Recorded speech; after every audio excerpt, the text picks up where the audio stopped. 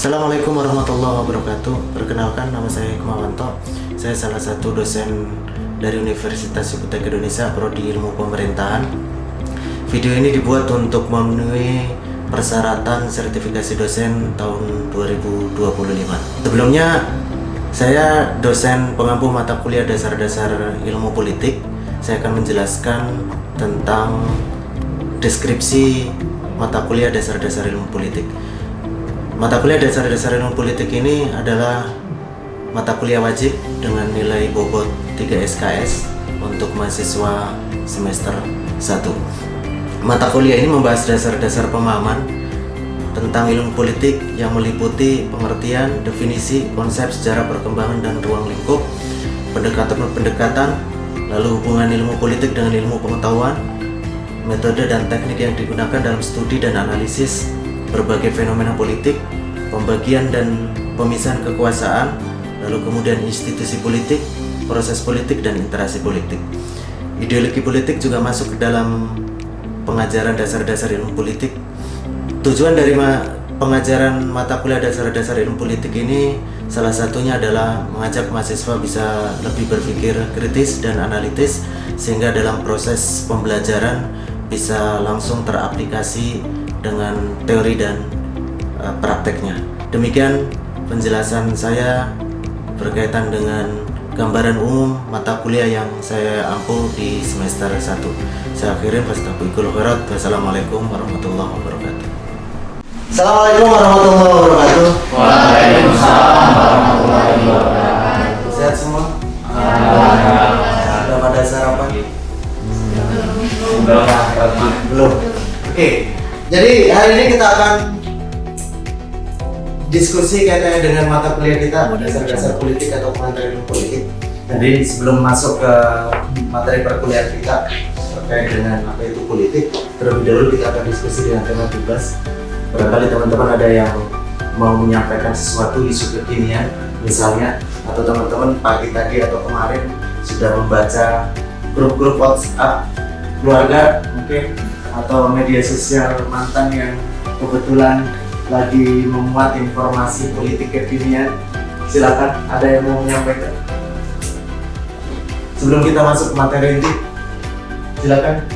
Jadi banyak isu yang sedang ramai di media, baik media mainstream maupun media sosial, atau mungkin teman-teman bisa ngecek di WhatsApp, grup-grup WhatsApp keluarga, siapa tahu ada yang tertarik dengan politik, jadi teman-teman bisa menyampaikan itu.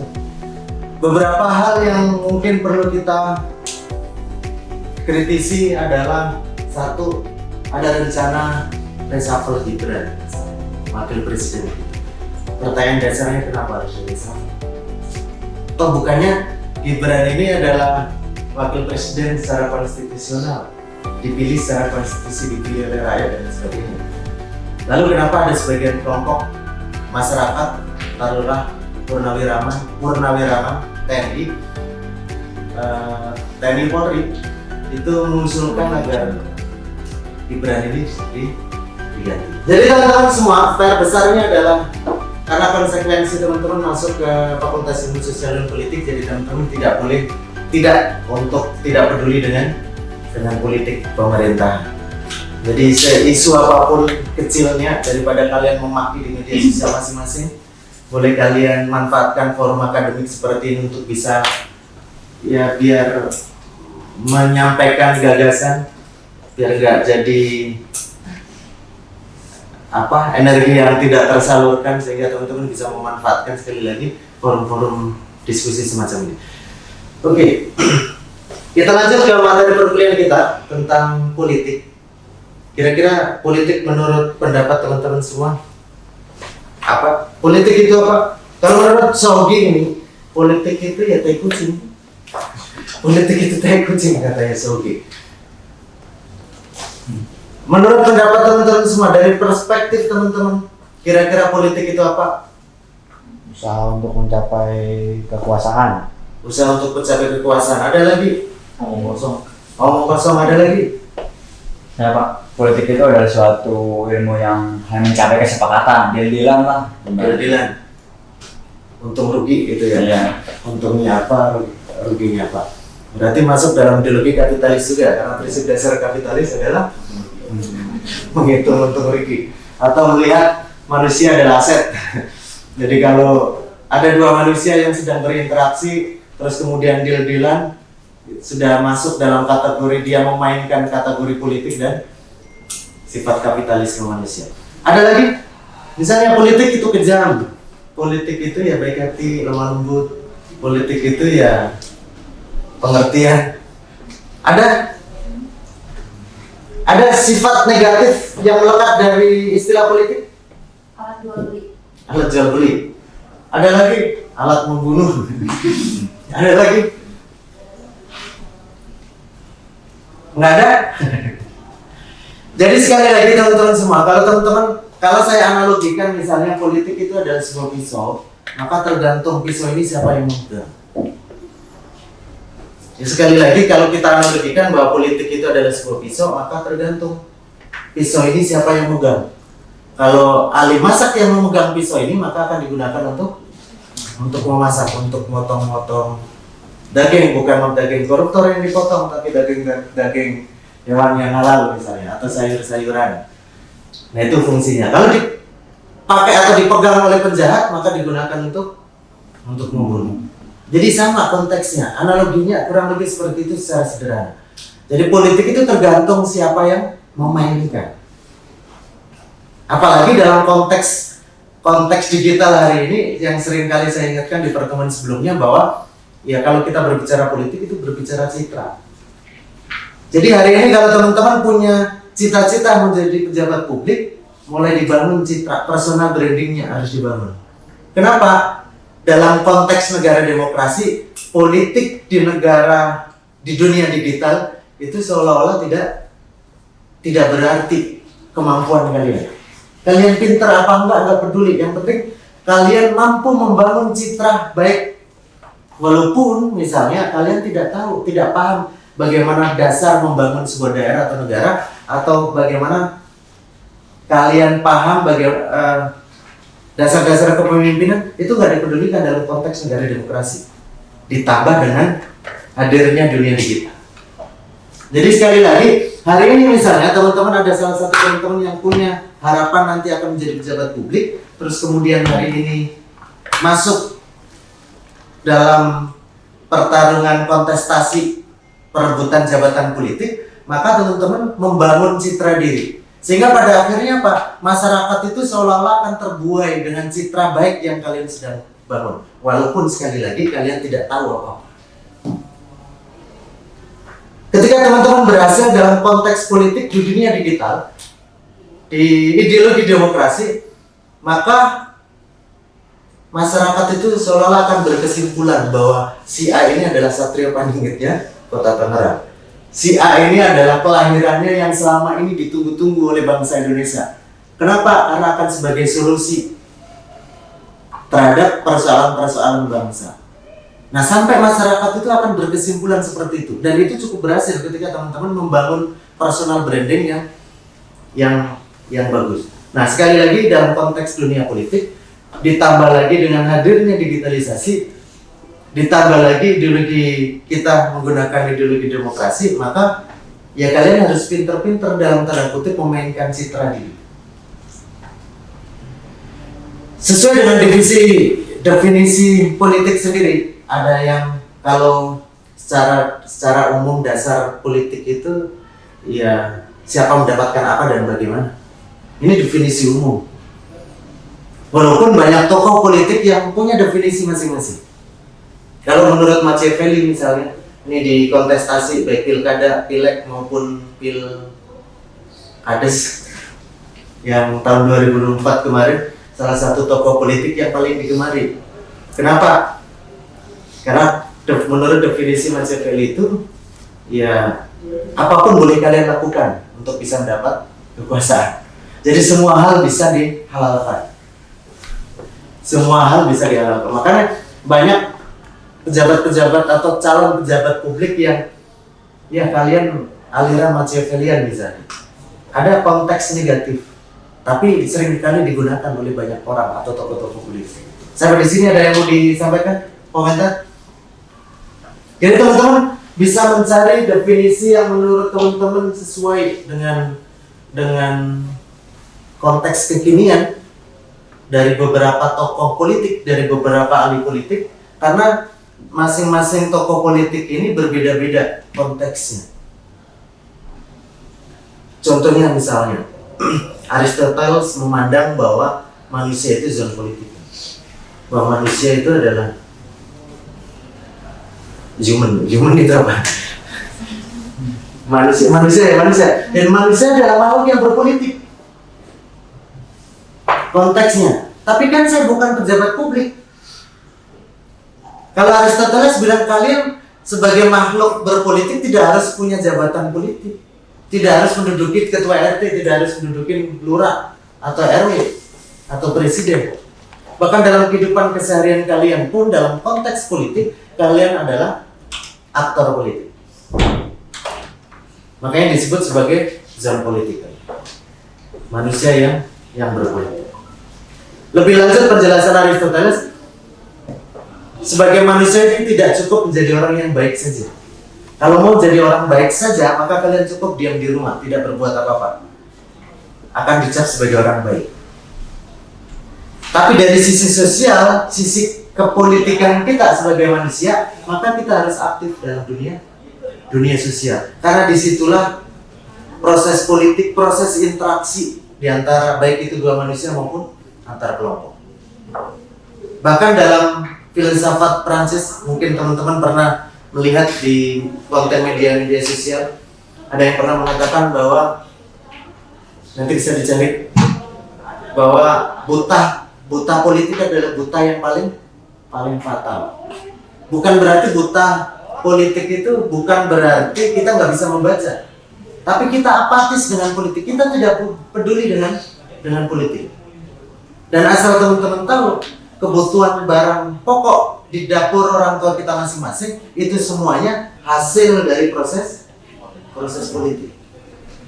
Jadi kalau tidak mau disebut sebagai buta politik, buta yang paling fatal, buta politik tadi, maka kalian tidak boleh tidak peduli dengan aktivitas politik.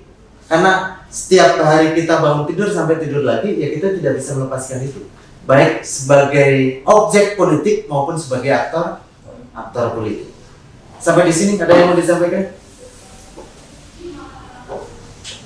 Ada? Oke, kita lanjut sambil menunggu. Dalam konteks politik ada dua bentuk yang sering kali digunakan. Yang pertama secara struktural. Jadi kalau kita berbicara politik itu ada dua bentuk, sekali lagi, ada secara struktural sama secara empiris. Jadi struktural ini politik lebih berbicara kepada fungsi-fungsi politik. Itu tadi mendapatkan kekuasaan, kaitannya dengan aturan main. Kalau empiris berdasarkan kebiasaan budaya manusia. Nah, dua bentuk dasar ini yang dijadikan sebagai landasan kita memahami atau melihat isu-isu politik. Ini masuk dalam kategori politik struktural atau politik empiris berdasarkan pengalaman. Sampai di sini ada yang mau disampaikan? Enggak ada? Ada komentar? Enggak ada. Kurang menarik. Persoalan besar yang seringkali dihadapi aktor-aktor politik dalam dunia digital hari ini yang tadi sempat saya singgung adalah kita menghadapi buzzer politik. Mungkin ada pernah merasakan itu yang terlena. Nah, kita bisa melihat fenomena ini berdasarkan konsep post-truth, melampaui kebenaran. Kenapa terus kemudian buzzer ini sampai merajalela dan digunakan sebagai alat kekuasaan? Dulu dalam konteks check and balance itu ada 3 pembagian kekuasaan menurut Montesquieu. Ada yang tahu apa? Legislatif, eksekutif, yudikatif. Dalam konteks komunikasi ada lagi yang disebut dengan teori the fourth estate. Selain eksekutif, yudikatif, legislatif, ditambah lagi dengan peran media massa. dalam konteks kekinian hari ini ditambah lagi, ditambah buzzer. Nah, teman-teman harus sadari gini, buzzer seringkali memainkan isu-isu politik yang pada akhirnya masyarakat tidak bisa membedakan mana isu yang benar, mana isu yang salah. Dia menggunakan narasi-narasi yang membuai pembaca, membuai masyarakat. Karena prinsip dasar post-truth adalah mengaduk-aduk perasaan pembaca atau mengaduk-aduk perasaan masyarakat. Itu prinsip dasar post-truth. Namun yang perlu diingat, sekarang tidak lagi buzzer itu tidak lagi bermain narasi yang mendayu-dayu. Saya ulangi lagi. Hari ini buzzer dalam konteks politik itu tidak lagi bermain kata manis. Ada yang tahu bermain apa buzzer sekarang? Clipper. Jadi buzzer itu sudah beralih. Yang dulu menulis narasi, argumentasi yang mendayu-dayu sampai kita terbuai, sampai kita termakan arahan atau isu yang dibangun, atau kebenaran yang dibangun, atau kebohongan yang dibangun oleh buzzer dengan menggunakan narasi yang mendayu-dayu tadi. Nah, sekarang udah bergeser menjadi clipper. Clipper ini apa?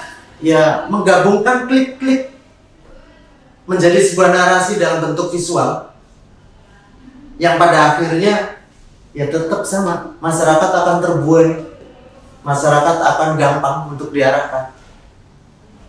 Kalau misalnya kita melihat video utuhnya itu nggak seperti itu, tapi dia hanya mengambil bagian klip tertentu untuk bisa mendukung argumentasi atau isu yang mau kita bangun. Misalnya, rencana pemajuan Gibran. Kalau saya jadi tim buzzernya Gibran, maka saya akan mengumpulkan banyak klip, potongan-potongan klip ini yang akan saya jadikan satu, terus kemudian menjadi satu kesatuan. Misalnya, saya mengambil komentar-komentar dari beberapa tokoh nasional, tokoh negara, tokoh agama. Saya gabungkan klip-klip ini menjadi satu. Dan narasi ini dalam bentuk visual ini yang akan saya sebarkan ke masyarakat bahwa Gibran tidak layak untuk dimaksudkan. Bahkan ada salah satu misalnya tokoh agama yang kalau sampai seandainya Gibran ini dimaksudkan maka haram hukumnya, misalnya kalau ada komentar seperti itu. Jadi kita tinggal sebagai tim buzzernya harus mencari klip-klip yang bisa mendukung target kita. Tinggal dibuat caption narasi yang mendayu-dayu lagi. Ya, kita tidak bisa lepaskan dari lemah lembutnya sisi lembutnya psikologi masyarakat Indonesia. Karena hidup di dunia post-truth. Maka nggak heran ikatan cinta, tersanjung dan lain sebagainya dibuat nobar. Atau ada lagu-lagu tertentu yang relate banget dengan kehidupan gua misalnya. Nah itu adalah post-truth sedang bekerja. Saat itu post-truth sedang bekerja. Jadi seolah-olah kalian terbuai, baik mendengar maupun melihat secara visual. Jadi sekali lagi, PR besarnya dalam konteks politik di dunia digital hari ini, kita susah sekali lagi membedakan mana info-info politik, isu-isu politik yang benar, mana info-info politik yang salah. Sampai di sini ada yang mau disampaikan? Ada komentar?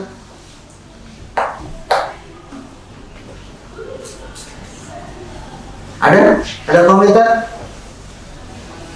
Kalau nggak kita akhiri, saya hanya mengingatkan sekali lagi, nih karena menjelang akhir, teman-teman semua, seperti tugas yang pernah saya sampaikan bahwa kita ada proyek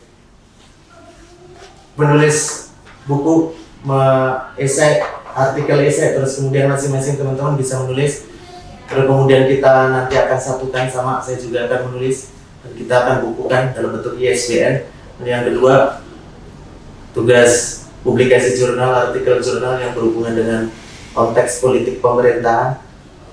Dan kita tidak akan bahas di kelas ini, di luar forum ini, misalnya teman-teman, nanti kita bisa diskusi lebih dalam lagi kaitan dengan proyek besar kita. Mudah-mudahan bisa gampang kita selesaikan dan segera terbit baik dari sisi publikasi ilmiah maupun bukunya. Ada yang mau komentar kaitannya dengan tugas? Tidak ada? Oke, kalau tidak ada, sekali lagi terima kasih banyak teman-teman atas partisipasinya. Dan pesan saya, mudah-mudahan teman-teman bisa menikmatin ya isu-isu kekinian berkaitan dengan politik pemerintahan, karena konsekuensi logis teman-teman sudah memilih masuk ke dalam Fakultas Ilmu Sosial dan Politik adalah ya teman-teman tidak boleh berjauhan dari isu-isu politik pemerintah. Mudah-mudahan kita semua bisa diberi kesehatan dan kelancaran dalam aktivitas kita sehari-hari. Dan sekali lagi, mudah-mudahan di pertemuan berikutnya pertemuan kita semakin seru. Lalu pertemuan hari ini saya akhiri.